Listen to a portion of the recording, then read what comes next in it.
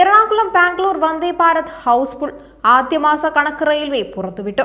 യാത്ര തുടങ്ങി ഒരു മാസം തികയുമ്പോഴേക്കും വന്ദേ ഭാരതിൽ 100% ബുക്കിംഗുകൾ പൂർത്തിയായതായി റെയിൽവേ വ്യക്തമാക്കി.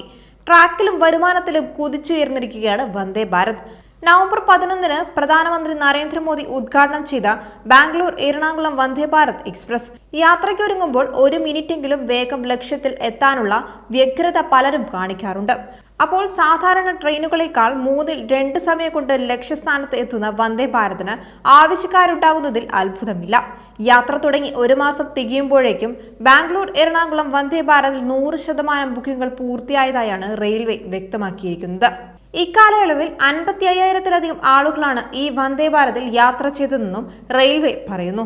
കേരളം, തമിഴ്നാട്, കർണാടകം തുടങ്ങിയ ദക്ഷിണേന്ത്യൻ സംസ്ഥാനങ്ങളെ തമ്മിൽ ബന്ധിപ്പിക്കുന്ന ആദ്യ ഹൈസ്പീഡ് പ്രീമിയം ട്രെയിനാണ് ഈ വന്ദേ ഭാരത്. നവംബറിൽ ബാംഗ്ലൂർ എറണാകുളം ഭാഗത്തേക്ക് മാത്രം 11,477 യാത്രക്കാരാണ് യാത്ര ചെയ്തത്. ശരാശരി ബുക്കിംഗിൽ 127%മാണെന്നും റെയിൽവേ വ്യക്തമാക്കി.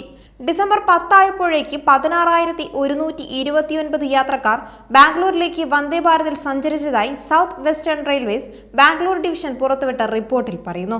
നവംബറിൽ 12,786 പേരാണ് എറണാകുളത്തു നിന്ന് ബാംഗ്ലൂരിലേക്ക് വന്ദേ ഭാരതിൽ യാത്ര ചെയ്തത്. ഡിസംബറിൽ ഇത് 14,742 ഉയർന്നു. വെയിറ്റിംഗ് ലിസ്റ്റുകൾ ഉൾപ്പെടെ കണക്കാക്കി ശരാശരി രേഖപ്പെടുത്തുന്നതിലാണ് 100-ൽ കൂടുതൽ ശതമാനം കണക്ക് ഇതിൽ കാണാനാവുന്നത്. 100 സീറ്റുകളും ബുക്ക് ആവുകയും 27 സീറ്റുകൾ വെയിറ്റിംഗ് ലിസ്റ്റിൽ പെടുകയും ചെയ്യുമ്പോൾ 127%-മായി കണക്കാക്കുന്നു. ക്രിസ്തുമസ്, പുതുവത്സരം, ശബരിമല സീസൺ എന്നിവ ഒരുമിച്ച് വന്നതിനാൽ ട്രെയിൻ ടിക്കറ്റുകളുടെ ആവശ്യകത വലിയ രീതിയിൽ വർദ്ധിച്ചിട്ടുണ്ട്. ഡിസംബർ മാസം അവസാനം വരെയുള്ള ട്രെയിൻ ടിക്കറ്റുകൾ ഇപ്പോൾ തന്നെ ഫുള്ളായതായാണ് റിപ്പോർട്ടുകൾ സൂചിപ്പിക്കുന്നത്.